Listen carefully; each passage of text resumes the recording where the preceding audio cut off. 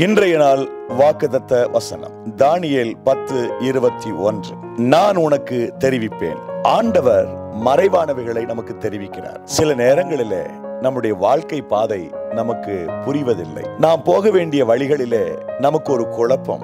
இந்த முடிவெடுத்தால் சரியா இருக்குமா, இதை செய்தால் எனக்கு ஆசீர்வாதம் உண்டாகுமா என்ற கலக்கம், குழப்பம், திகில் இவைகளுக்கு நடுவில் நம்முடைய வாழ்க்கை பயணம் தொடர்கிறது. ஆண்டவர் சொல்லுகிறார், உனக்கு புரியாத காரியங்களை நான் உனக்கு தெரிவிப்பேன், நான் உனக்கு அறிவிப்பேன், அவைகளை வெளிப்படுத்துவேன். ஆகவே கலக்கம் வேண்டாம், திகைக்க வேண்டாம்.